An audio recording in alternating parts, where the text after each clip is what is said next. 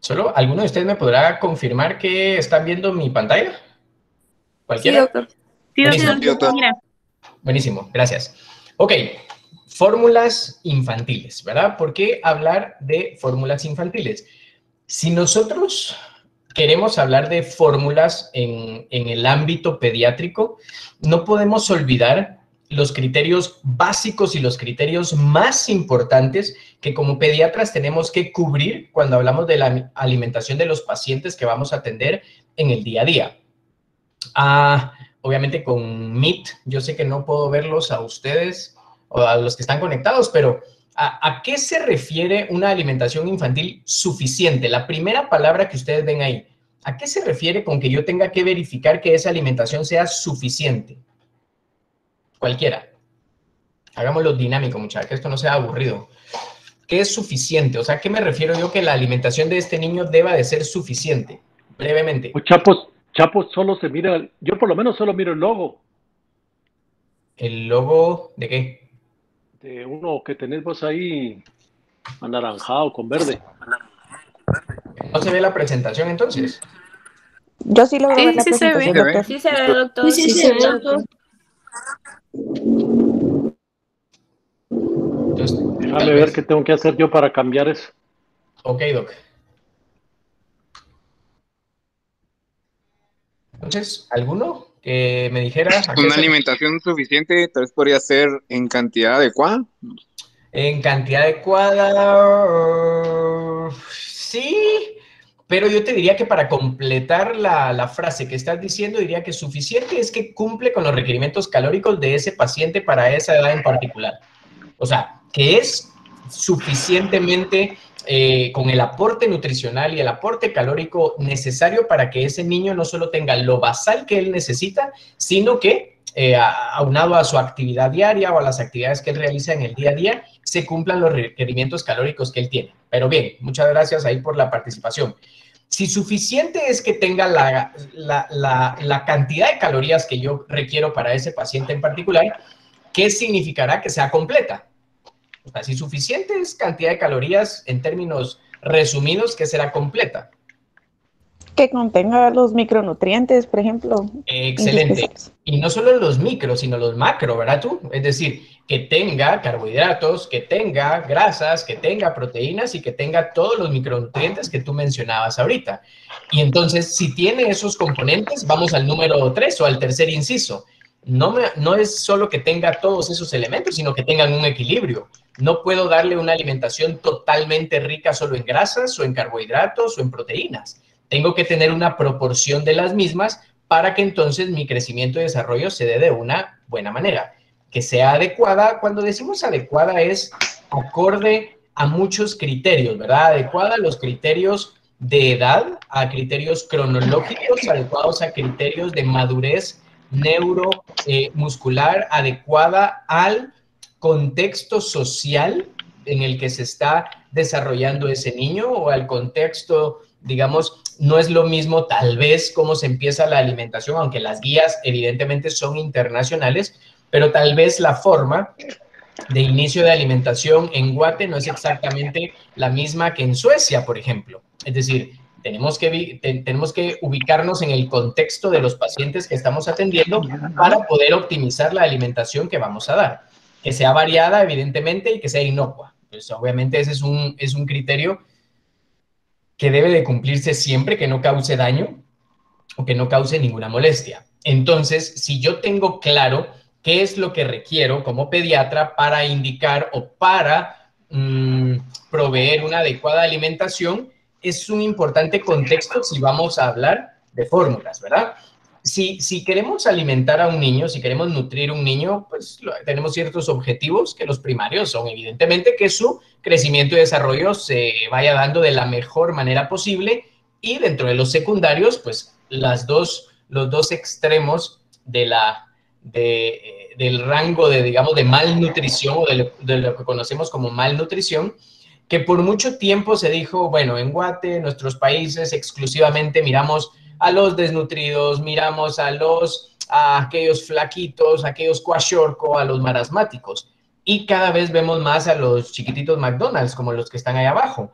Que entonces, sabemos que también están malnutridos, o sea, que no tienen una adecuada nutrición, que comen mucho, esa es una historia. Que estén bien nutridos, esa es totalmente otra historia. Y por eso es que cada vez Samantha tiene más clientes viendo con síndrome metabólico, tiene más diabéticos, tiene más niños con sobrepeso y con obesidad, teniendo en cuenta las implicaciones clínicas que eso puede tener para ellos a mediano y a largo plazo.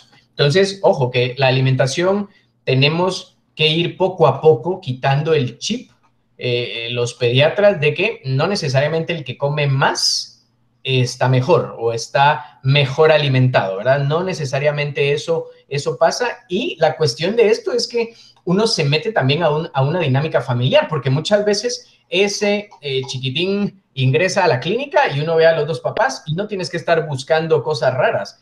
Uno sabe que la dinámica familiar es la que está englobando esa malnutrición de ese paciente en particular. Y cambiar una dinámica familiar, eso es complejo, ustedes. Dar un antibiótico, prescribir un fármaco, eso es de lo más sencillo del mundo. Pero lograr que una familia entera cambie su dinámica familiar para que eso se vea reflejado en la alimentación del niño, a veces es de las cosas más complejas. Claro que vamos a hablar de fórmulas y evidentemente cuando uno se enfoca en fórmulas hablamos de los primeros días, semanas o meses de vida, pero lo que pasa en esos primeros meses también condiciona lo que pasará al momento del inicio de la alimentación complementaria. Es decir, cuando uno analiza todo lo que debe de coordinarse para que yo como niño pueda alimentarme de una excelente manera, es impresionante. Las cosas que yo tengo... ¿Sí? ¿Aló?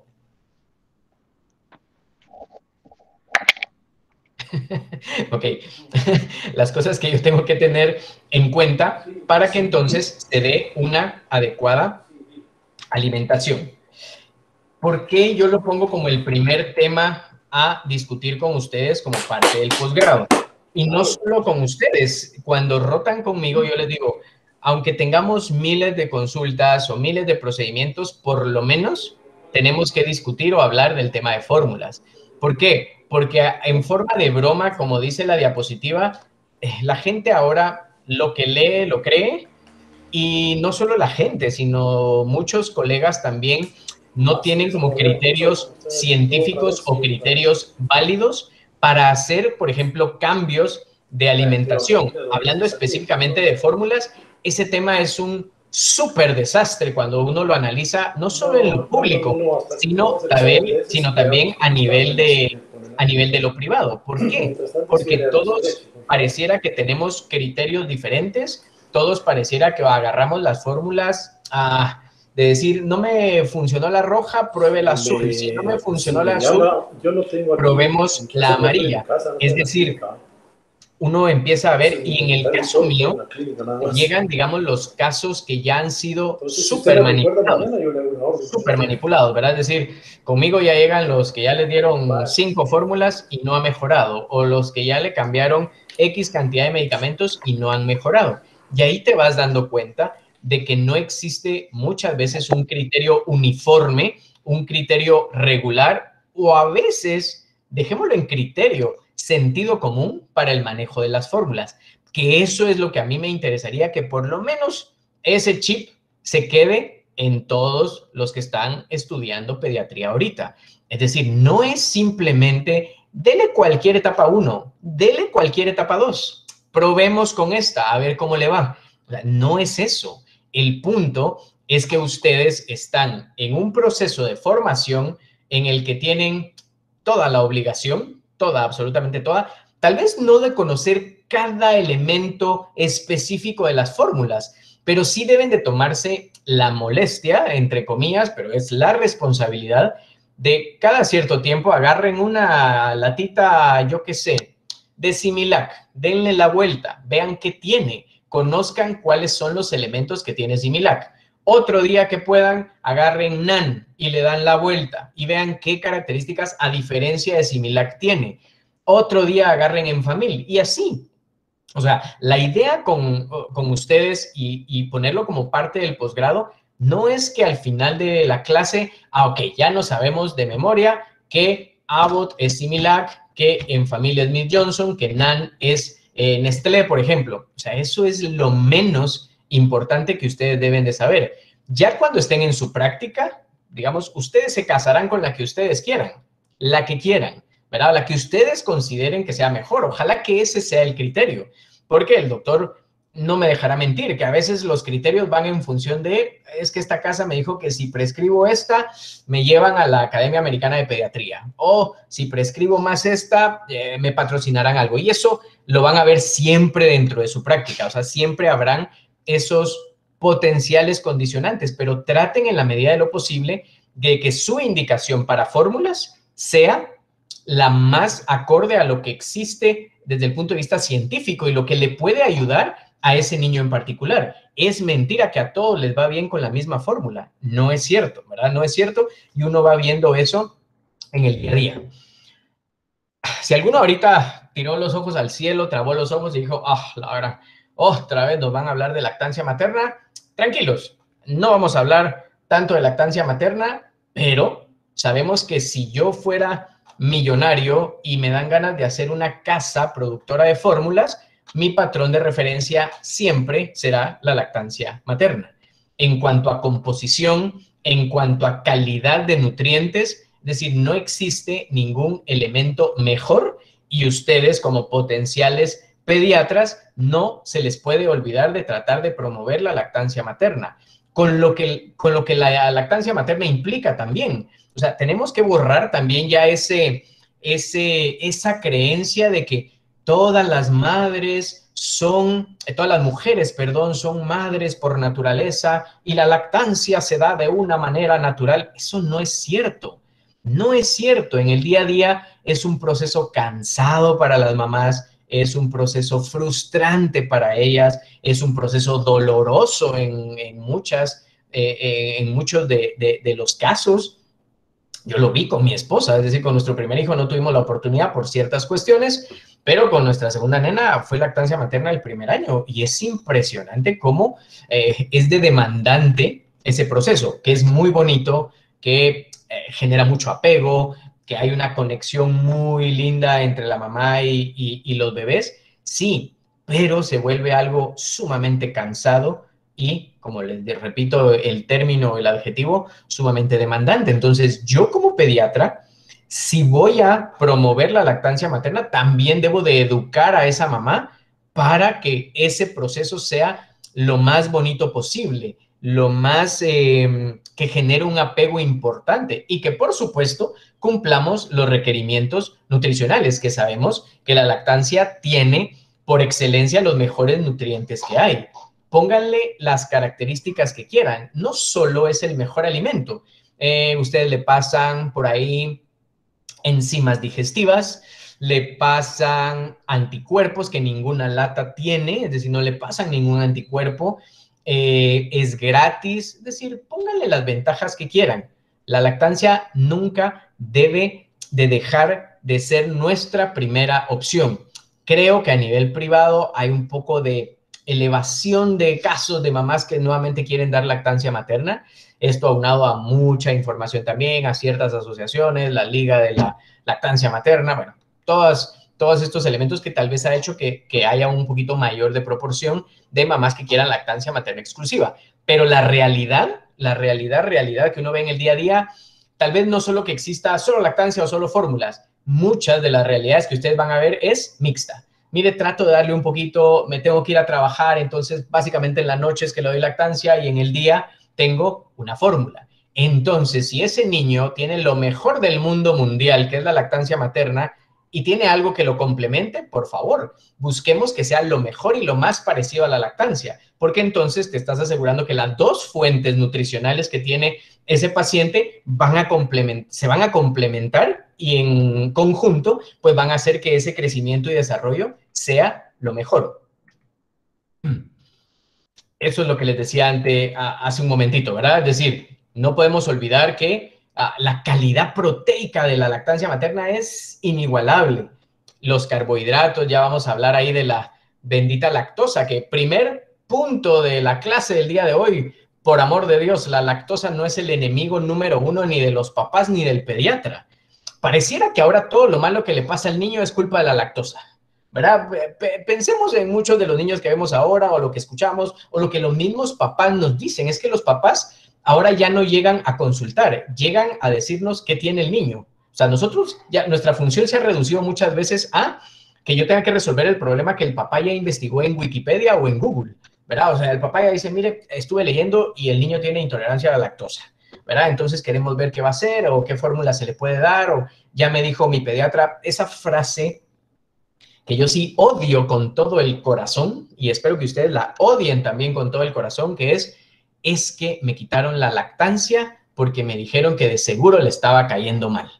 Esa es la frase, la peor frase con la que yo puedo empezar la consulta, porque ya me pongo de malitas, o sea, me molesta que en algún momento, yo no estoy diciendo que en algunas situaciones muy particulares tengamos que disminuir o suspender, pero cosas muy, muy, muy particulares.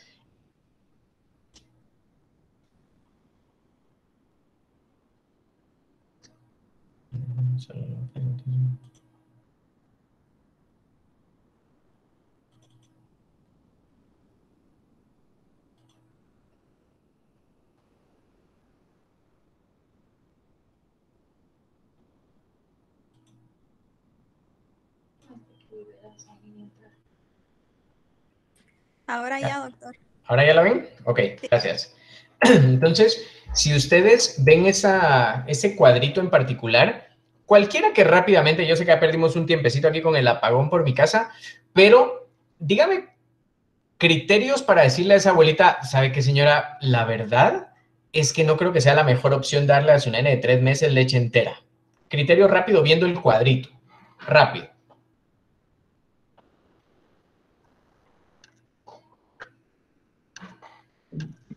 Cantidad de proteínas. Excelente. ¿Y qué nos pudiese condicionar o qué le podrías decir en términos sencillos en 10 segundos a esa abuelita de qué le puede causar un aporte tan grandote de proteínas a ese niño de 2 meses? Pues así en palabras, pues, le va a caer pesado. Ok, pero muy bien. Entiendo tu punto de las palabras sencillas. Ahora, decímelo a mí en una versión un poco más científica. O sea, ¿por qué no le darías a ese niño una carga tan alta de proteínas a los 2 meses? Por las deficiencias pues, en enzimas para poder digerirlas. ¿Quién está hablando, Pablo? Sí, yo. ¿Qué onda, Pablo? Sí, no tenés una madurez enzimática importante, hay una inmadurez gastrointestinal muy, muy significativa.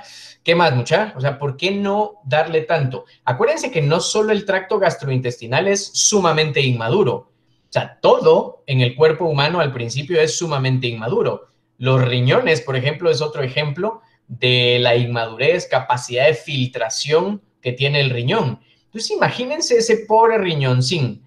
Si la leche humana, vean la cantidad de gramos por litro de proteína que tiene y yo le dejo caer más del triple, digo, ¿qué puede suceder en el escenario de ese niño? Y vuelvo a repetirles, la mayoría de personas que quieren hacerlo les van a decir, es que así me criaron a mí, es que así lo hicieron con nosotros o mis papás así lo hicieron y no nos pasó absolutamente nada.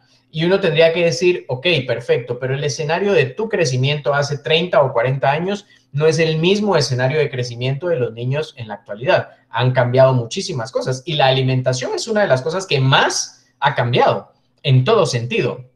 No solo en cuestión de fórmula, sino en cuestión también del resto de alimentos o lo que conocemos como alimentación complementaria. Entonces, una carga osmótica sumamente elevada no solo puede ser que no sea procesado a nivel renal, sino que inclusive si damos una carga proteica en la que sobrepasamos la capacidad de metabolismo que tiene mi organismo en ese momento en particular, alteramos el balance nitrogenado y me tiro del otro lado, entonces no voy a tener una ganancia de peso probablemente, voy a empezar a hacer catabolismo y a perder peso. Ya, pero si le estoy dando leche de vaca, le estoy dando leche entera y se toma de 6, 7, 8 pachas al día. Entonces, ojo, o sea, son de las cositas que yo debo de conocer. Y ya si quieren entrar a terrenos gastroenterológicos más escabrosos, pues el dar cargas proteicas elevadas es de las cosas que más se ha demostrado que pudiesen condicionar problemas de sensibilidad alimentaria. no solo el decir alergia a la proteína de la leche, sino la afección de la vellosidad y de la mucosa gastrointestinal que puede empezar a tener pérdidas microscópicas y que si uno dice, ay, pero es un poquitito lo que pudiese sangrar, microscópicamente hablando, sí. Pero si pasa un año con ese estímulo, desde un momento en el que su tracto gastrointestinal no estaba listo para procesarlo, pues no nos extrañemos que de repente se le haga algún control o por alguna razón se le haga una hematología y tengamos valores de hemoglobina que estén por debajo de lo que nosotros consideramos normal. Cuando hablamos de fórmulas, desde hace muchísimo tiempo se valora la cuestión de la lactancia artificial como una opción adicional a lo que naturalmente, digamos, tenemos como opción de alimentación en los niños en los primeros meses de vida. Hablar de historia solo lo puse para ser políticamente correcto, pero no me interesa que se sepan la historia de las fórmulas en lo absoluto. La primera definición como más bonita fue el año que yo nací, en el 81, que decía: todo alimento comercializado o de otro modo presentado como sustituto parcial o total de la leche humana, sea o no adecuado para este fin. Y dice uno, bueno, ¿cómo así sea o no adecuado? Si decíamos en la primera diapositiva que yo debo de buscar que ese alimento sea adecuado, que sea suficiente, que sea completo, que sea equilibrado. Ya esa definición creo que le faltaba un poquito de, digamos, de fineza, y llega a una definición que hasta la fecha, digamos, tampoco es que se haya modificado mucho, que lo hace la Asociación Europea de Gastroenterología y Nutrición y Hepatología Pediátrica. Entonces decía, es un producto basado en la leche de vaca, ¿sí? U otros animales, que si quieren al final hablamos de también lo que vemos en Guate de que, ay, le puedo dar lechita de cabra, le puedo dar lechita de miles de otras cosas, ¿verdad? U otros animales que proveen de macro y micronutrimentos esenciales para la alimentación infantil. Y fíjense que inclusive la OMS menciona que las fórmulas pudiésemos considerarlas como medicamentos nutricionales. Y escuchen el término, medicamentos nutricionales. Es decir, si yo en mi práctica quiero darle el acetaminofén rojo, es porque yo creo que es el de marca y porque es el que le va a generar un mejor efecto, le va a bajar la fiebre de manera más rápida, de manera más efectiva. Las fórmulas es lo mismo. Yo tengo que saber o tengo que tener los criterios para saber a ese paciente en particular cuál es la mejor fórmula que yo le debo de dar. No es probemos con.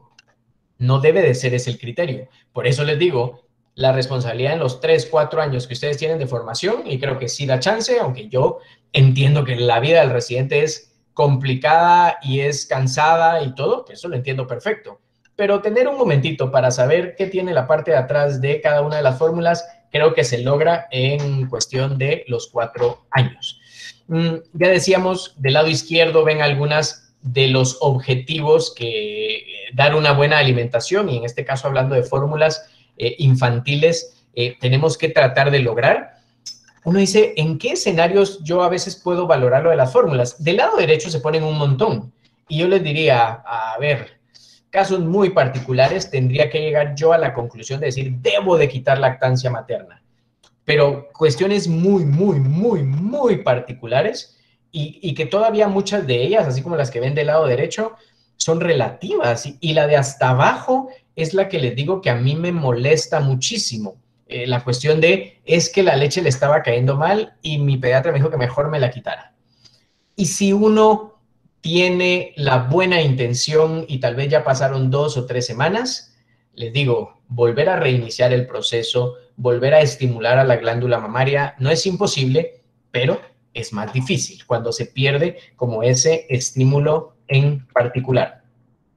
Hay varios macros que vamos a ir viendo en el transcurso de cada una de las fórmulas, que es importante tenerlos en cuenta porque al final es lo que va a diferenciar las fórmulas. O sea, si ustedes analizan las fórmulas, por ejemplo, etapa 1, en general el aporte calórico es muy similar en todas, el aporte calórico. Ahora, si ven la conformación de cuáles son las fuentes de proteína, las fuentes de carbohidrato y las fuentes de grasas, que estas últimas son de las cosas en la que más varían los tipos de fórmula, ¿verdad? Entonces, yo sí debo de saber cuáles tienen un principal aporte de proteínas de suero, cuál tienen proteínas de caseína, saber, por ejemplo, que los carbohidratos son los que condicionan mucho la osmolaridad o el sabor que tenga cada una de las fórmulas, las diferentes formas de presentación que tienen esos, ¿cómo se llama?, carbohidratos, saber si hay aporte de fibra, que tampoco es el punto, tal vez vamos a hablar un poquito más a detalle de fibra cuando hablemos de constipación o cuando hablemos de estreñimiento,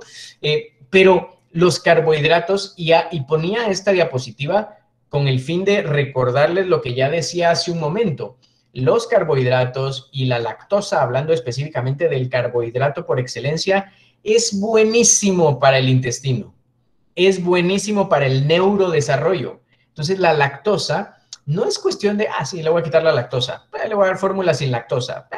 O sea, no es eso, o sea, sí tiene una función importante. Y además, si mi criterio es, mire, doctor, pero es que yo sé que la lactasa termina de madurar a los 6 o 7 meses. Entonces, sí pudiese tomar la decisión de dar una fórmula sin lactosa mientras adquiero esa edad.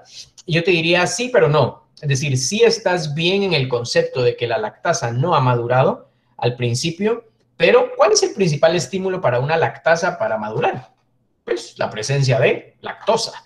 Entonces, el quitar la lactosa a uno lo tiene que pensar muy bien. ¿Por qué? Porque también son condicionantes de, junto con la microbiota que se está produciendo o se está estableciendo dentro de nuestro tracto gastrointestinal, esa combinación de carbohidratos y microbiota generan ácidos grasos de cadena corta que iremos viendo poco a poco, que se repite en muchos temas de gastroenterología estos, porque muchas veces se les conoce como la energía del colonocito o los elementos que ayudan a la regeneración del enterocito, y son elementos súper importantes en ese proceso de maduración. Yo les decía lo de los lípidos es de las cosas que más varían. La mezcla de aceites, de grasas que tiene la lactancia materna, el coeficiente de absorción es inigualable, nadie lo puede asimilar. Entonces, lo que hacen las casas es agarrar aceites vegetales para darle ese porcentaje de grasas a las fórmulas, pero hay mucha variedad de aceites que se utilizan. Y les pongo el ejemplo rapidísimo. Por ejemplo, hay uno que se llama el aceite de palma. Aceite de palma tiene un componente que es la oleína de palma, ¿ok? Y si uno ve la lactancia materna, pues sí, también tiene palmitato, pero si uno analiza el triglicérido en la lactancia materna, el palmitato está esterificado en la posición 2. Si yo como fórmula o como ente generador de fórmulas utilizo aceite de palma como fuente de grasas, veo que ese triglicérido, el palmitato, queda esterificado en la posición 1 y en la posición 3. Entonces, al momento del metabolismo de las grasas, sí hay diferencias significativas. El de la lactancia se absorbe súper bien, pero si yo utilicé aceite de palma, al momento del metabolismo, queda mucho calcio libre intraluminal, lo cual puede condicionar a que mis heces sean un poco más duras. Y entonces, esas cositas son las que a mí, de manera práctica, me sirven en el día a día en la consulta.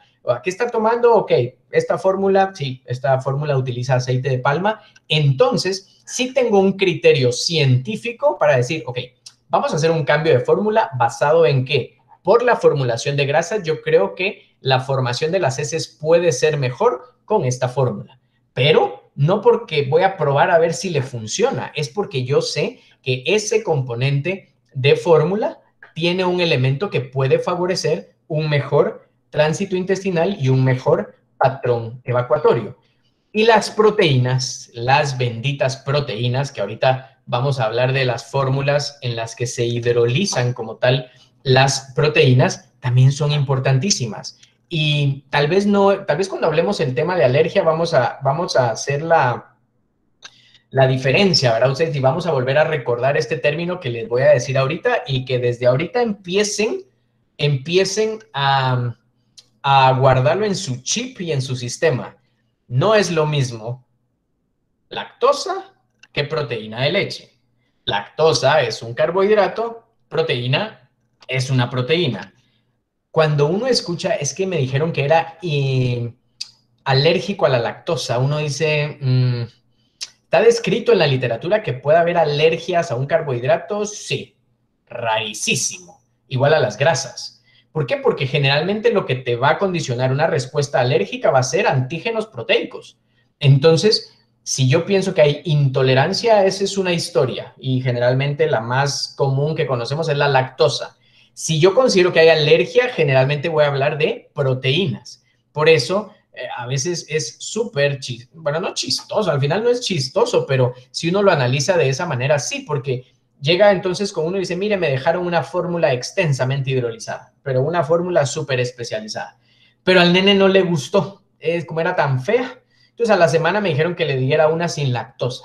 Entonces, uno dice, ¿cuál es el criterio ahí? O sea, ¿tenía yo algún criterio para dejar fórmula extensamente hidrolizada? Probablemente no, porque entonces a la semana yo por cuestión de sabor quité fórmula altamente hidrolizada y le puse una que lo único que le quitan es el carbohidrato. Entonces, vayan teniendo claro el concepto que no es lo mismo intolerancia y alergia y no es lo mismo el carbohidrato y no es lo mismo la proteína. Y entonces también dejemos de utilizar el buen Clinitest, por ejemplo, que la verdad es que ya no se está utilizando o por lo menos no se recomienda ya en las guías actuales de gastroenterología como un método diagnóstico de alta sensibilidad o especificidad, porque si ya entendimos que la lactasa termina de madurar como a los 6 o 7 meses, ¿qué va a pasar si le pido un Clinitest a los 2 meses? Me va a salir positivo. Y entonces, en base a eso, ¿voy a cambiar alimentación? Pues no debería. Si yo sé que fisiológicamente puede ser intolerante a la lactosa, o sea, no debería tener un criterio por un Clinitest a los 2 meses de hacer cambios de fórmula. Y aún así, sí lo vemos. Muy bien. Después de esta breve introducción, como de 45 minutos, incluyendo el apagón de mi casa, bien, vamos a lo práctico, ¿verdad? Ustedes, no nos vamos a parar en, ok, ahorita les digo, tiene una formulación en grasas del 45, ay no, qué aburrido.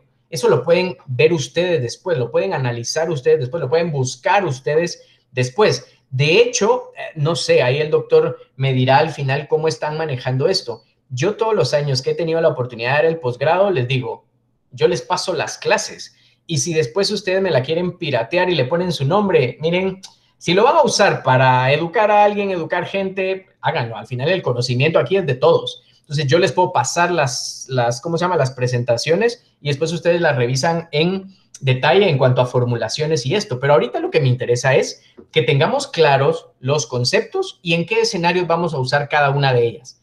Punto. Eso es lo más importante desde el punto de vista clase. Ya después uno puede entrar en particularidades estudiándolo un poquito más a detalle o con más tiempecín. Las fórmulas convencionales, antes de hablar de las especiales, vamos a dividirlas en 3. Están las fórmulas de inicio o todas las que dicen etapa 1, que son las que vamos a utilizar de 0 a 6 meses. Posteriormente vamos a tener las que son etapa 2 o fórmulas de seguimiento. Entonces tenemos 1 de inicio, 2 de seguimiento, que ahí nos pone de 6 a 12 meses. Aquí ya empieza a cambiar un poco la formulación de la original que era la etapa 1. ¿Quién rápidamente se anima a decirme por qué? ¿Cuál es la lógica de cambiar la formulación y algunos elementos inclusive bajan en cuanto a su aporte? ¿Por qué? ¿Qué pasa importante en mi vida a los 6 meses? La alimentación complementaria. Exactamente. Empieza mi alimentación complementaria. Entonces, ya mi fórmula no es la única fuente nutricional. Aún así, en ese momento en particular, todavía es el elemento más importante en cuanto a la nutrición se refiere.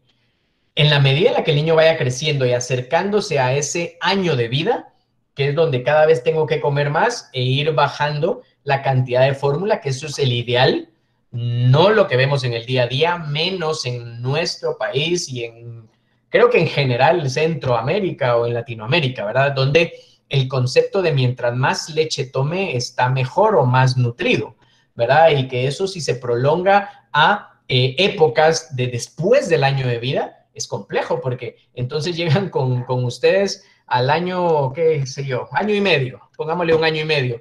Mire, doctor, me preocupa porque no come. No come.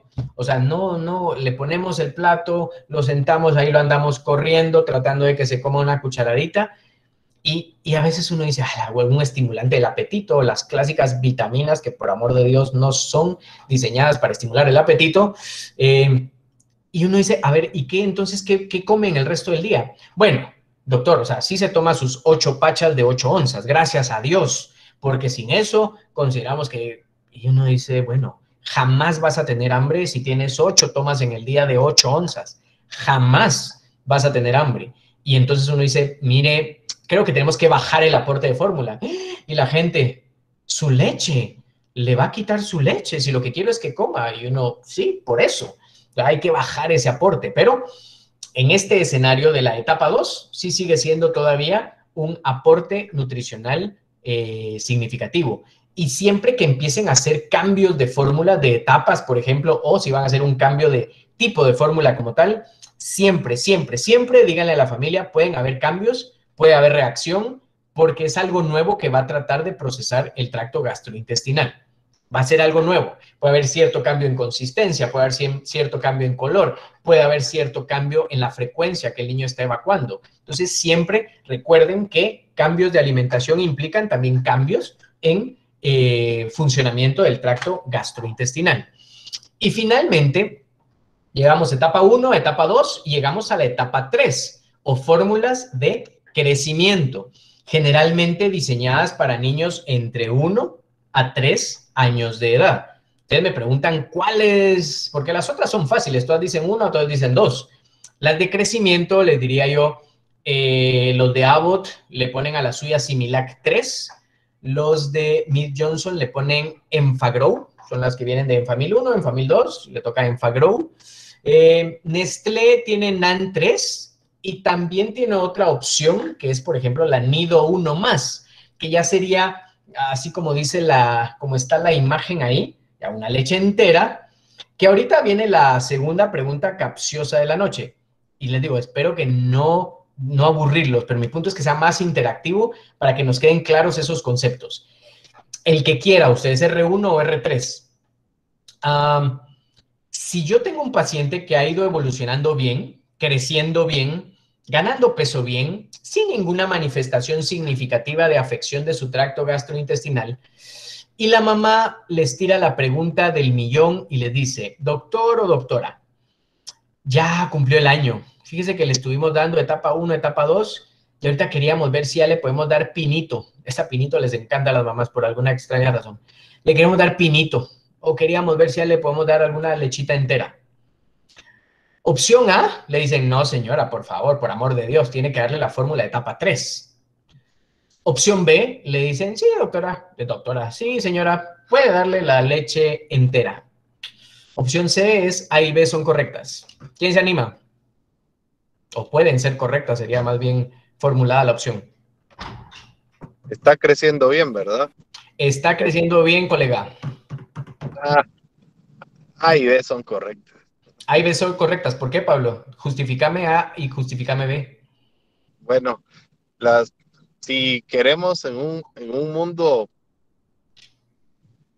perfecto, en teoría esas fórmulas de crecimiento tienen, y aquí voy a hablar solo también por las casacas que le venden a uno las compañías Ok, muy bien. de leche, pero tienen algunas, pues, no sé, cosas que van a hacer que el niño crezca mejor o desarrolle su cerebro más, que traen de no sé qué charadas y entonces va mejor. Pero nutricionalmente creo que a partir del año ya la leche entera pinito es completamente aceptable para que sea su fórmula de crecimiento, porque al final no es de donde ellos van a sacar toda su alimentación, sino que a partir del año los niños su principal fuente de nutrientes tiene que ser su comida, ya no la leche ya es complementaria. Excelente, Pero no Pablo. sé. Ahí vas súper bien encaminado en cuanto a la respuesta. Sí, en efecto, las dos opciones pueden ser buenas. Lo que decía el Pablo, esas charaditas que tienen, esas charaditas son las que tienen que conocer, Pablo. Esas son las que yo tengo que saber. Esas charaditas son las que yo debo de ir conociendo poco a poco. No ahorita que entremos en detalle de eso, pero esas son las que yo debo de ir porque los papás te van a preguntar y a veces es bien complejo cuando el papá te dice, mira, yo vi en la lata que tiene DHA o tiene una cosa que dice AA. Eso es Alcohólicos Anónimos. No, señora, es ácido araquidónico. ¿Y eso para qué es? y uno con su cara de no tengo ni la menor idea qué es el ácido araquidónico. Eso es lo que no debe de pasar. O sea, ustedes deben de conocer esas charaditas que decía Pablo, que tiene cada una de las opciones de fórmulas. Entonces, va en función no solo de la evolución o del desarrollo que ha tenido ese niño en particular, sino del contexto de cada uno. Porque en efecto, la mayoría de fórmulas, como dice Pablo, les dicen, mire, este tiene nucleótidos, tiene probióticos, tiene DHA y con esto el niño va a ser súper inteligente y va a crecer más. Y uno dice, ok, es una excelente opción, es un buen argumento, pero te lo puedo digamos, debatir o rebatir diciendo que si el niño come bien y come todos los grupos de alimentos principales, que son frutas, verduras, carnes, cereales, leguminosas, ese niño ahí tiene todo el DHA, ácido araquidónico, nucleótidos, que él necesita para ser lo suficientemente inteligente y lo que su potencial de crecimiento pueda tener, ¿verdad?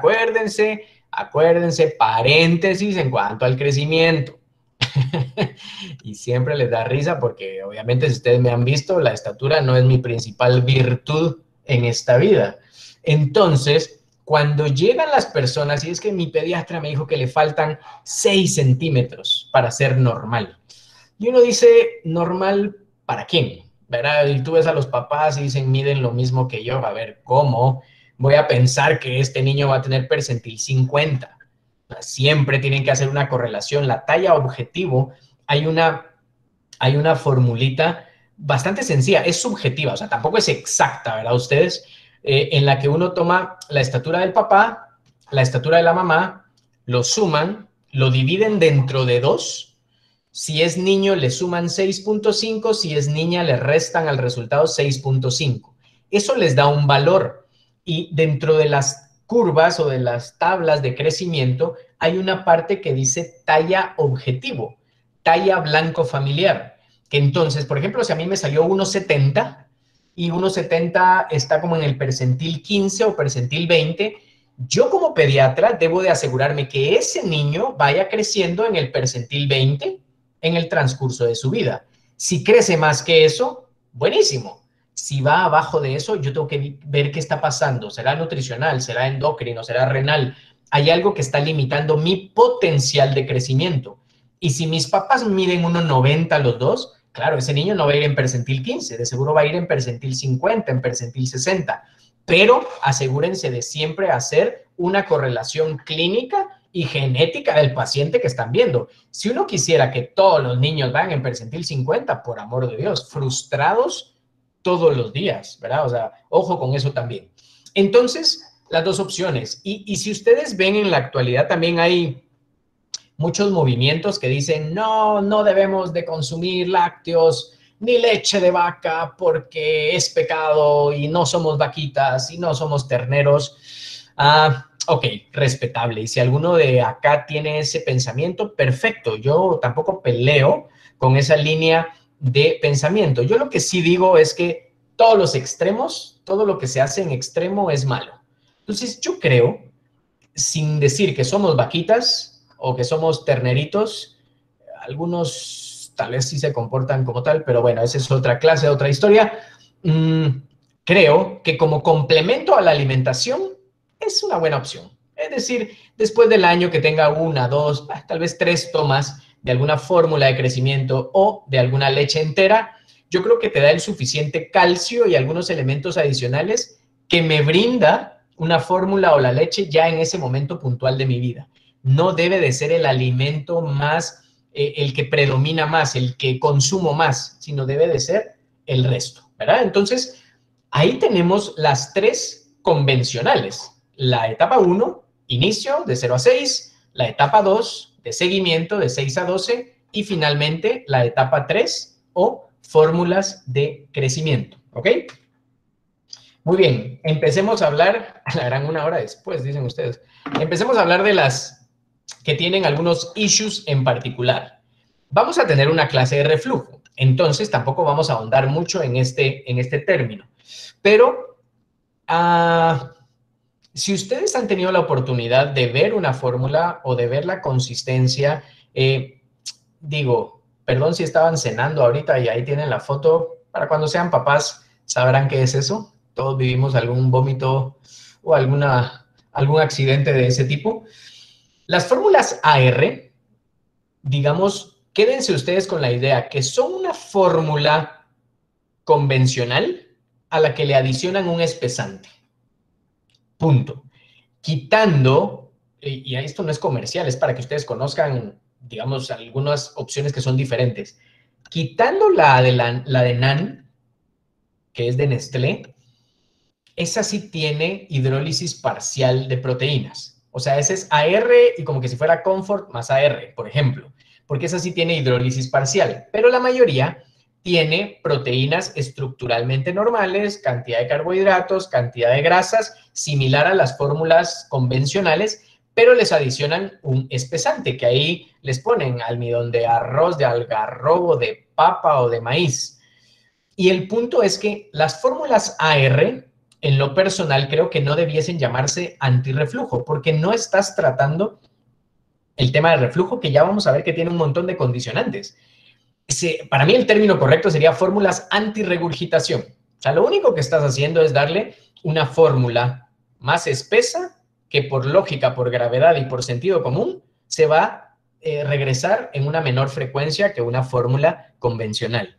Entonces, por ejemplo, si yo tengo una alergia a la proteína de la leche y tengo una respuesta inmunológica importante y eso me está condicionando un reflujo secundario, las fórmulas AR no me van a servir. Tal vez me van a ayudar a paliar un poquito los vómitos o las regurgitaciones, pero no estás quitando el elemento puntual, el elemento que está generando la reacción inflamatoria, porque tiene proteínas estructuralmente normales. Entonces, ¿en qué escenarios me puede servir una AR?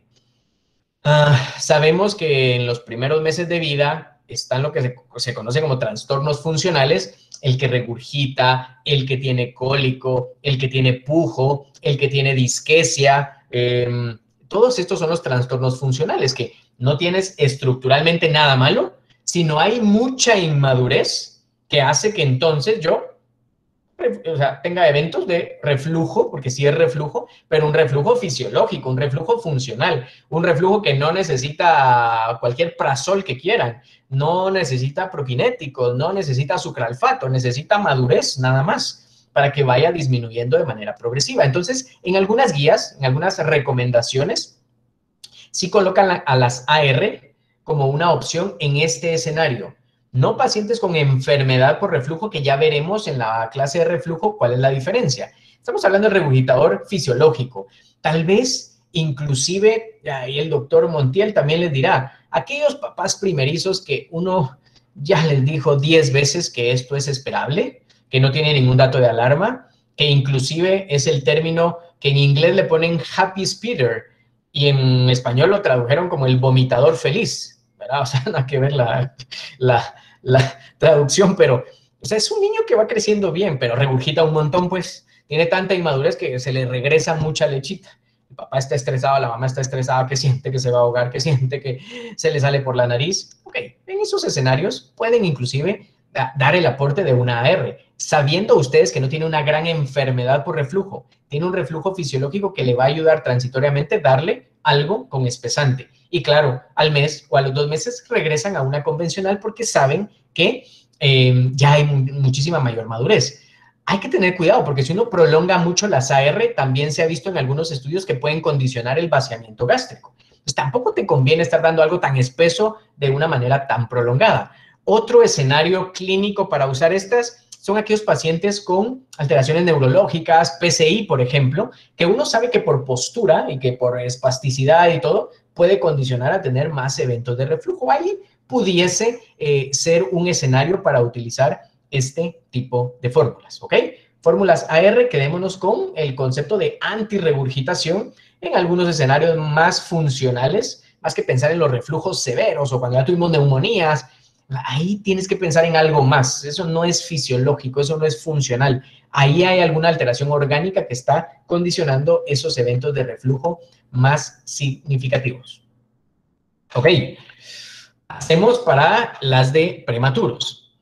Si yo sé que cualquier niño que nace en este mundo es inmaduro, pues no digamos un prematuro. Es decir, La inmadurez que tienen está asociada en todos los ámbitos de su vida, así como dice ahí la diapositiva, no solo gastrointestinal, sino todo, absolutamente todo es sumamente inmaduro. Así que mi capacidad también de procesar alimentos puede verse más disminuida.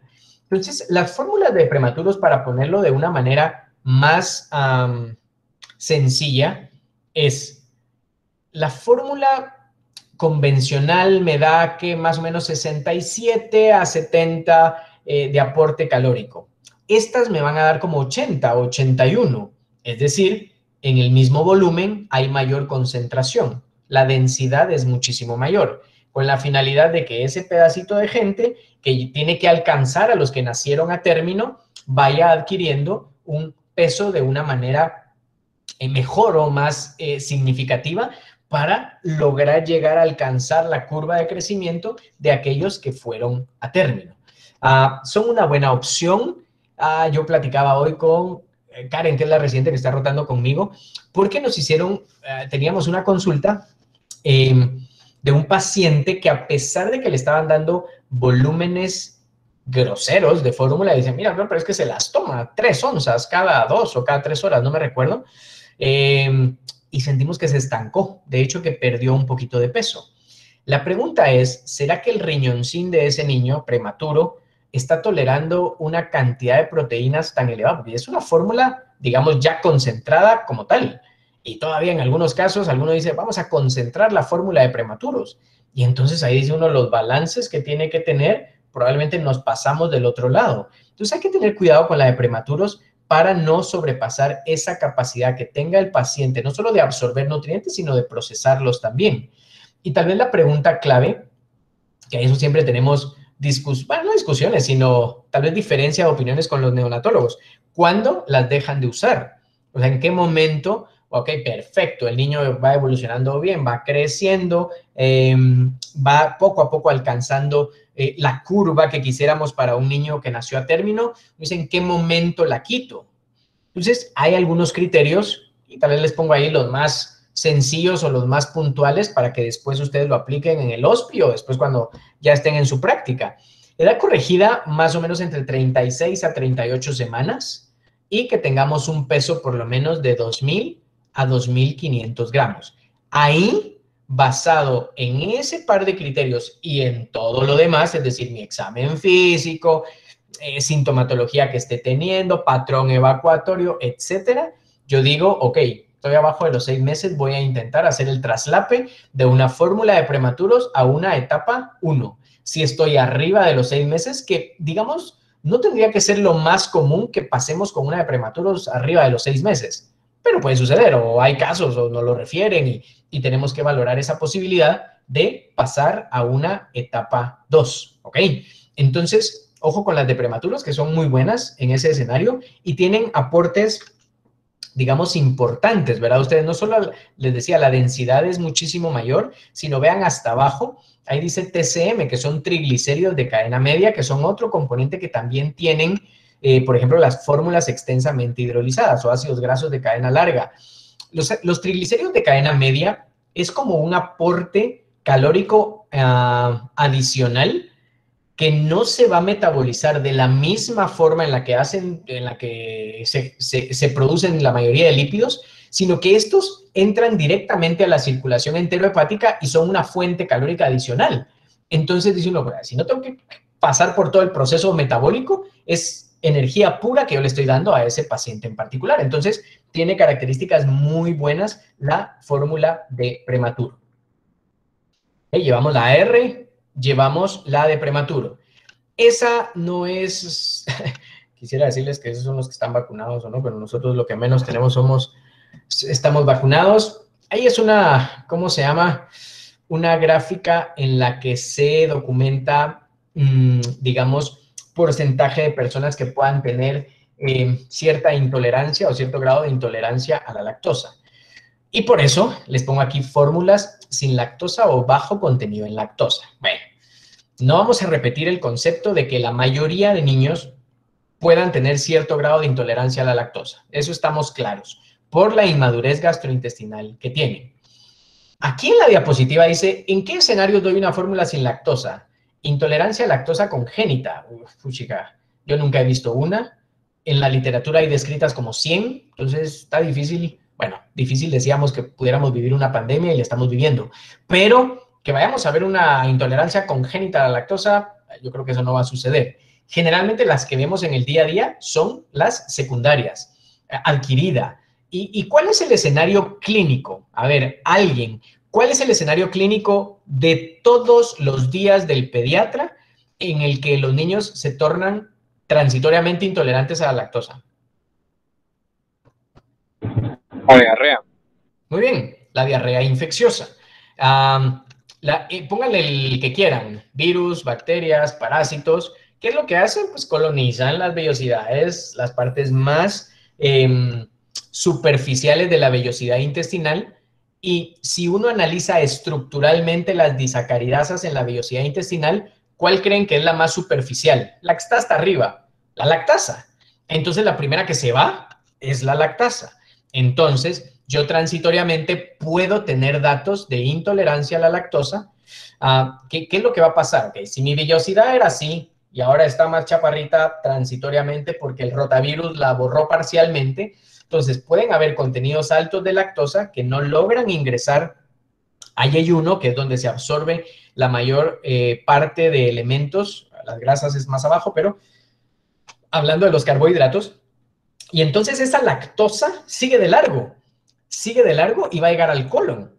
Y en el colon, pues está la mayor cantidad de microbiota que tenemos, ahí se concentra la mayor cantidad de microorganismos, y esa microbiota ve esa lactosa, pero completita, sin procesar, y empieza a fermentar, a procesarla, y hay una gran producción de gas. Por eso el intolerante a la lactosa se mantiene distendido, con gases, o tiene evacuaciones explosivas, porque al llegar la lactosa, que osmóticamente es muy significativa sin procesar, genera un arrastre de líquidos en el colon. Y entonces el paciente tiene evacuaciones líquidas explosivas con una gran cantidad de gases. Entonces, cuando tenemos, mire, es que le dio rotavirus hace 3 semanas, pero sigue con diarrea, entonces ese rotavirus ha de seguir ahí. No, lo más seguro es que el rotavirus lo eliminaste a los 5 días, pero no se ha terminado de recuperar la vellosidad intestinal, o no ha regresado la lactasa a su capacidad funcional total, y entonces estamos teniendo estos datos de intolerancia. Es súper debatible si yo les digo, miren, a todos los diarreicos quítenle la lactosa, porque si ustedes tienen la oportunidad de leer las guías de diarrea infecciosa en la actualidad, dicen, usted no modifique la alimentación de ese niño. O sea, no debería quitarle cosas a la alimentación del niño. Yo creo que en algunos casos, mira, autor, entre 10 a 15 al día, y sí son pero abundantes, yo personalmente a veces sí les bajo por lo menos la lactosa por unos días. No estoy diciendo, mire, ya se quedó intolerante. No, ya de aquí a 2 años no le dé lácteos.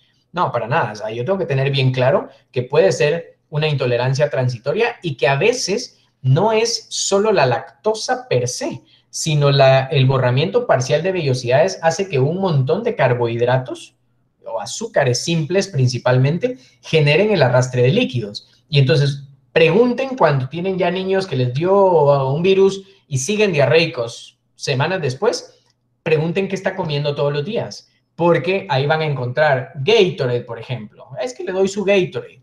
Mire, él se toma su Tampico todos los días. Mire, se come una su chuchería, es que el chocolate le encanta y se come un cuadrito de chocolate. Entonces, ¿qué tienen en común todos estos? Azúcares simples, sorbitol, que generan arrastre de líquidos. Entonces, a veces no es tanto que tenga algo infeccioso todavía, sino no se termina de recuperar la vellosidad intestinal, y entonces yo debo de hacer esa restricción si lo considero necesario, aunque vuelvo a repetirles, las guías de diarrea infecciosa dicen que no debiésemos modificarla. Creo que en algunos casos se puede utilizar, y acá podría ser un escenario para poder utilizarlas de manera transitoria. Vamos a pasar esto. Fíjense que voy a pasar, ¿sí? Solo una pregunta que me Sí, quedó, Pablo. y eso como en la parte de neonatos, esos como fortificadores que venden, que son como unos sobrecitos que se mezclan, ¿esos para qué sirven? ¿O cuál es su función? Dar principalmente un aporte calórico adicional, Pablo. pero se me le meten a la fórmula Sí, neonatal. O sea, es sí, para, digamos, hacerla sí, con mayor sí, cantidad de calorías. sí, exactamente. Pero entonces no es algo que deberíamos de ni siquiera considerar nosotros, a menos de que el niño sea uno de esos prematuros. Exacto, o sea, depende del escenario clínico, Pablo, siempre, toda la vida. O sea, no vas a De- decir a todos los niños les vamos a poner fortificadores. Y aparte, no, son o sea, difíciles conseguirlos, ¿verdad? Ujú. a que probablemente esos fortificadores no los vamos a usar nosotros, sino que un neonatólogo, porque va a ser Exacto, en neonatos muy chiquitos, pues. Sí. exactamente. Correcto, Pablo. Ujú. Ok, gracias. Pasé la soya porque voy a regresar a soya después de hablar de estas. Miren, estas para mí son las que más me gusta hablar con los residentes, porque son las que menos conocemos, todos los pediatras. No estoy diciendo solo ustedes como residentes. Todas las fórmulas que modifican sus proteínas son las que todo el mundo usa como se les antoja y no tenemos los criterios bien claros de cuándo utilizarlas. Todas estas fórmulas al final son fórmulas, hipoalergénicas. ¿Y qué me puede condicionar sensibilidad alimentaria? Pues ahí les pongo del lado izquierdo algunos ejemplos, no es el único. A veces simplemente la mala suerte de que los genes de mi papá y los genes de mi mamá se juntaron y yo nazco con sensibilidad alimentaria es la única razón. Pero en el OSCE, obviamente que vamos a ver todos estos casos. ¿Qué condiciona? O sea, fíjense en todos esos elementos que están del lado izquierdo. Que el niñito que nació a las 32 semanas, que hizo paro, que lo tuvieron que ventilar, que entró a alto riesgo, que le pusieron ventilador, evidentemente ventilación mecánica, que estuvo en ayuno X cantidad de tiempo, que le pusieron aminas. Entonces, piensen en el flujo sanguíneo funcional que le llegó al intestino a ese niño. Pues muy limitado. Si en ese momento que tienes que sobrevivir, pues disparas ese flujo al cerebro, al corazón, a las suprarrenales, al hígado, por ejemplo, pero en la panza, el intestino se puede esperar.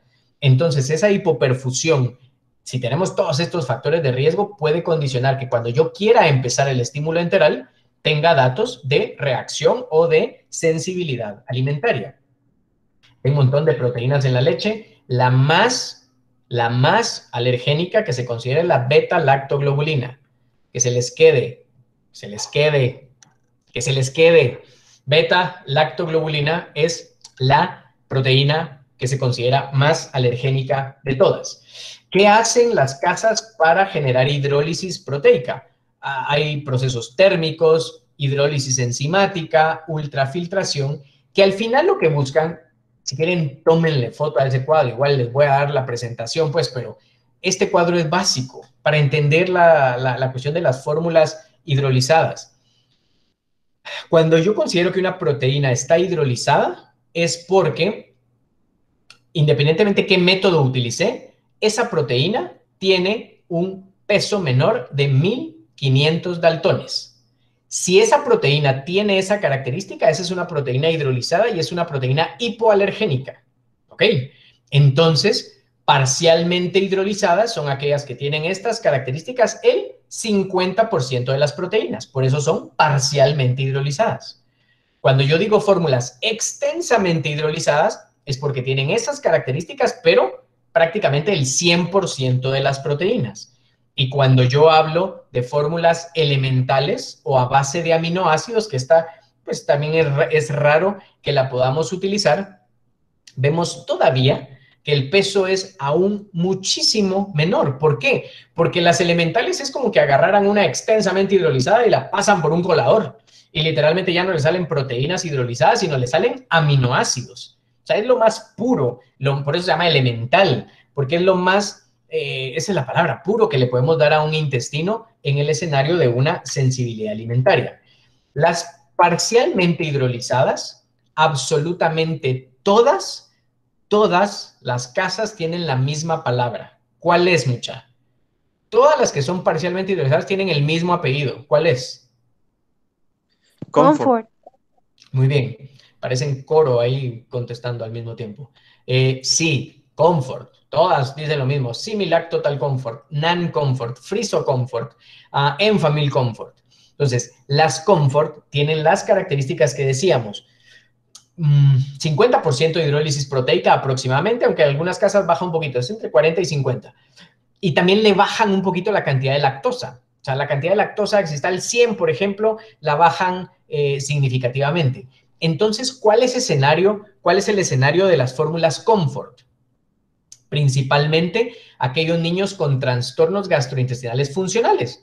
El que está muy colicoso, el que puja mucho, el que le está costando, le está batallando mucho para evacuar, aunque no es estreñido, sino básicamente no tiene la coordinación todavía para poder evacuar de una manera regular. Entonces, en ese escenario, estas fórmulas funcionan porque optimizan el vaciamiento, se absorben un poco más fácil. Es como decir, le estamos dando una fórmula más suavecita, ¿verdad? Mientras ese paciente adquiere una mayor madurez. Les ponía este criterio en verde que dicen algunas guías que te dicen, bueno, usted tuvo una hermanita con alergia a la proteína de la leche. ¿Sabe qué? Al siguiente hijo, mejor dele una Comfort de una vez. Si ustedes lo revisan, van a ver que en la mayoría de guías están. Yo diría, yo no estoy tan convencido de ese elemento protector de una Comfort, porque al final, si vas a tener alergia, vas a tenerla con una parcial hidrolizada o con una convencional. Pero bueno, es lo que está descrito en las guías. Pero en ese escenario de los trastornos funcionales, generalmente es cuando me sirve. ¿Me va a servir para un niño alérgico a la proteína de la leche? No, porque tengo el 50% de proteínas estructuralmente normales. Entonces, no me va a servir ese escenario de una Comfort. ¿Cuánto tiempo? Si me preguntaban, ¿cuánto tiempo va a dejar una Comfort? Depende. Tampoco hay un tiempo establecido. Yo considero a los 2, 3 meses, veo que ya sé que por madurez ya debiesen disminuir los trastornos funcionales, pudiese empezar a hacer el traslape a una fórmula convencional, ¿verdad? Pero ese es el escenario de las Comfort, de las fórmulas parcialmente hidrolizadas. Por eso es que tal vez han visto en alguna consulta que hemos tenido la oportunidad de ver en conjunto con algún paciente, decimos, ok, démosle una Comfort o démosle una parcial hidrolizada para que, digamos, el tránsito intestinal sea un poco más regular en este momento. Y fíjense que hay una tendencia mundial, bueno, hay una tendencia mundial y hay una tendencia de muchos colegas, nace el niño y ya le dejan una Comfort. O sea, ya de entrada ya no pasan por etapa 1, sino le dejan una Comfort. Y si uno se va a la lógica, dice, bueno, pero si yo como pediatra sé que tiene inmadurez, mejor le dejo una fórmula para que la procese mejor. Tiene su lógica, aunque ahorita todavía no está establecido que todas las fórmulas, que todos los niños que nacen debiésemos darle una Comfort. Pero les decía yo, hay una tendencia mundial en la que se considera que en algún momento van a desaparecer lo que conocemos como etapa 1 y todas las etapa 1 van a ser Comfort, ¿verdad? O sea, ahorita tienen esa opción, pero yo les diría que ahorita todavía tenemos esa indicación, la palabra no sería costumbre, esa forma de iniciar la alimentación con una etapa 1 si no se puede, por alguna razón, la lactancia materna. Vámonos con las extensamente hidrolizadas. Miren, ¿qué tienen en común las dos? Las dos son horribles, huelen de lo peor y saben asco, o sea, es un asco las fórmulas, o sea, saben horrible. A nosotros en México sí, nuestro jefe nos obligaba a probarlas porque decía que si las íbamos a prescribir teníamos que saber a qué sabían. No se los recomiendo, tienen mucha curiosidad, denle, pero son horribles, o sea, son fórmulas feas, son fórmulas sumamente caras y son fórmulas que se van a utilizar en el escenario en el que sí yo considere alergia o sensibilidad alimentaria. Ya no estamos hablando del niñito que medio se quejaba, medio tiene cólico, medio regurgita. Es aquel niño que le dan 3 onzas y vomita 3 onzas. Es aquel niño que se mantiene irritable todo el día, que no puede conciliar el sueño, que evacuó con sangre. O sea, evidentemente ese niño no tiene algo funcional o fisiológico, no tiene inmadurez, tiene algo más. Y no estén pensando en que si tiene un virus, una bacteria a los 2 meses. Si sangra un niño a los 2 meses, jóvenes, piensen en que es sensibilidad alimentaria hasta que se demuestre lo contrario. Y ahí tienen 2 opciones. Están las extensamente hidrolizadas de suero y las extensamente hidrolizadas de caseína, ¿verdad? Las 2 son buenas opciones. Si ustedes me preguntaran, ¿a usted con cuál empieza? Te digo que yo en lo personal, por lo que llevo de tiempo de hacer gastro, tal vez me he identificado más con las de caseína, pero no quiere decir que no utilice las de suero. Entonces, estas fórmulas las vamos a utilizar y ahí sí las guías son bien severas y más las de alergología, ¿verdad? Pueden preguntarle a Nancy o a Rosina. Si ellos indican una de estas fórmulas, dicen las guías, tienen que utilizarlas un año. Un año. Algunas de gastro son más nobles y dicen por lo menos 6 meses. Ya en el día a día, jóvenes, yo sí les digo a los papás, miren, por lo menos piensen que lo vamos a utilizar por lo menos 3 meses. Les digo, las guías nos dicen que pueden utilizarse 6 meses, que la tengamos que utilizar un año, pero pensemos en 3 meses por lo menos para bajar la sensibilidad alimentaria de manera considerable. Le damos chance al intestino que madure más y entonces, si yo considero que tiene criterios clínicos, que el niño ha mejorado en cuanto a su sintomatología, o a veces también está el condicionante del precio, porque son fórmulas bien caras, entonces uno dice, bueno, no es que yo por el precio, por esa razón, quito todo mi conocimiento científico y voy a ceder a lo que el papá quiere, pero te pones en el escenario de esa familia también, y si ves criterios que te dan la tranquilidad que se puede hacer un reto, pues pudiese hacerse un reto por lo menos 3 o 4 meses después de estar utilizando estas fórmulas. En este escenario de las fórmulas extensamente hidrolizadas, sí puede ir, digamos, el criterio de no me fue bien con una de caseína, ahí sí, que yo les he dicho, no se acostumbren a estar cambiando fórmulas a cada rato. Acá, si a los 7 a 10 días el paciente o la familia del paciente no te dice, mire, ya duerme mejor, ya disminuyó la cantidad de sangre, ya saca menos alimento, ahí pudieses hacer la valoración de si estás en suero, probar caseína, o si estás en caseína, probar suero. Pero la realidad es que la mayoría, cuando estamos ya en práctica privada, si no te fue bien con una extensamente hidrolizada, nos vamos a estas que están acá, que son las fórmulas elementales, que son las que yo les decía que son lo más puro, o sea, salen aminoácidos, ya no son proteínas hidrolizadas. Desde el punto de vista sensibilidad alimentaria es lo mejor. Tiene sus contras también, que es una fórmula más cara todavía. Estás hablando de una latita como de 400 quetzales cada 3 días. Digo, en promedio que nuestras familias puedan costearlo. Hay familias que sí lo pueden hacer, pero si uno lo piensa, son igual de feas. Tiene otro contra, que son más osmolares. Tienen un peso osmolar muchísimo mayor. Entonces a veces dicen, no, mire, no me funcionó porque el niño está con diarrea ahora. Pero tal vez no es por sensibilidad alimentaria, sino es por la osmolaridad que tiene este tipo de fórmulas. Entonces, digo, al final son de las opciones que yo tengo como clínico hablando de hidrólisis proteica. Comfort para unos escenarios, extensamente hidrolizadas y elemental en otro tipo de criterios, que el principal va a ser sensibilidad alimentaria o lo que conocemos como alergia a la proteína de la leche. Y tenemos una clase en específico de eso y ahí podemos volver a platicar de las opciones de fórmulas. Si yo llego a utilizar elemental, pues alguien podría decir, bueno, ya, yo pienso que ya está mejor, voy a retarlo con etapa 1. Dice uno, es como tirarte desde aquí hasta abajo. Entonces, si estás en elemental, generalmente vamos a retar con extensamente hidrolizada. Si estás con extensamente hidrolizada, retaremos con una Comfort. Si estás con una Comfort, retaremos con una fórmula convencional, etapa 1, etapa 2, dependiendo de la edad en la que estemos en ese momento en particular. Las de arroz ustedes se las pongo porque tal vez cada vez van a haber más reportes de fórmulas infantiles de arroz. Ojo, son fórmulas a base de proteína de arroz.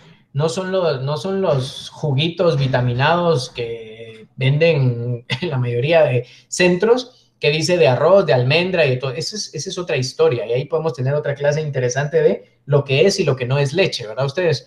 Pero estas sí son fórmulas infantiles a base de proteína de arroz. Se empezaron a utilizar y mucho precisamente cuando yo estaba en México. Y entonces ahí había un jefe que le encantaba. Decía, es que este es lo mejor y hay estudios y todo. A mí en lo personal no me ha ido muy bien con las pocas veces que la he utilizado y no se consigue tan fácilmente acá en Guate, ¿ok? Esta es una fórmula, este es un cuadrito ahí que también pueden tener o imprimirlo y tenerlo ahí en su bolsa, en su billetera, con las características principales de algunas de las fórmulas, pero, digo, no estaba planeado para 1 hora y media, ustedes, era para 1 hora, pero el apagón nos atrasó. ¿Qué conclusión sacamos de una clase de fórmulas? Si se dan cuenta, hablamos hora y media y ni siquiera entramos en detalle de las características, digamos, nutricionales de cada una. Simplemente tratamos de establecer el escenario clínico en donde debiésemos utilizar cada una de ellas. O sea, mi punto con esta clase es que entiendan que las fórmulas no simplemente son la latita que a mí se me antoja dejarle a un niño, sino es, otra vez, un medicamento nutricional. No se acostumbren a estar haciendo cambios a cada rato de fórmulas. Si apenas yo como intestino inmaduro estoy aprendiendo a reconocer antígenos, si estoy aprendiendo a saber qué tengo que absorber y qué tengo que atacar, y yo cada 5 o 7 días le doy otra, y le doy otra, y le doy otra, y le doy otra, puedo condicionar cosas que tal vez el niño no iba a desarrollar.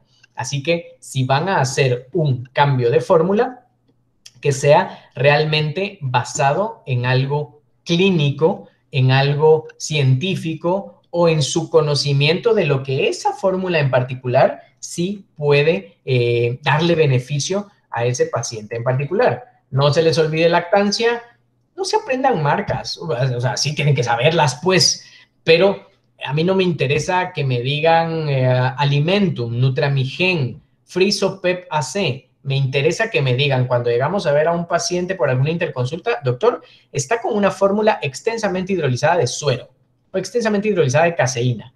Porque a veces, no me dejarán mentir, es que está con Alimentum. Ajá, ¿y qué es Alimentum? La fórmula que le dejó Nutri.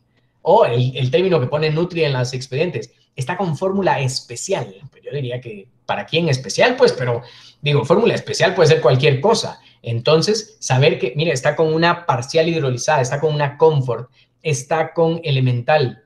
Entonces, conocer los tipos de fórmulas. Tómense la molestia en darle la vuelta ahí a las latitas. O sea, tómense la molestia. O sea, no les quita mucho tiempo y podrán ir desarrollando ese criterio poco a poco para que entonces tengamos una buena evolución. Hay mensajes motivacionales como siempre, pero para darle fin a esta primera clase de fórmulas, hay mucho que hablar de fórmulas. Igual, si en el hospice tienen más dudas, ahí búsquenme y ahí las resolvemos también si tienen alguna duda en cuanto a la alimentación de un niño en particular. Y con esto terminamos. Muchas gracias. Ahí me imagino si tienen alguna duda, comentarios, si no se quedaron dormidos en este momento. Ahí estamos. Ok, muchas gracias por su atención, por esta hora y media. Espero no tardarme tanto en las otras, ¿oyen? Pero si tienen dudas o si tienen comentarios, ahorita las resolvemos. Doctor, solo me quedó una duda, perdón, con eso de los espesantes para las fórmulas Ajá. de prematuros, o sea, como de qué tendrían que ser, más o menos, como, o en qué casos, pues, o sea, y se le agrega directamente a la fórmula del prematuro. Y la otra pregunta, no sé si tiene que ver con esto, pero si en todo caso se le podría dar, o sea, pasar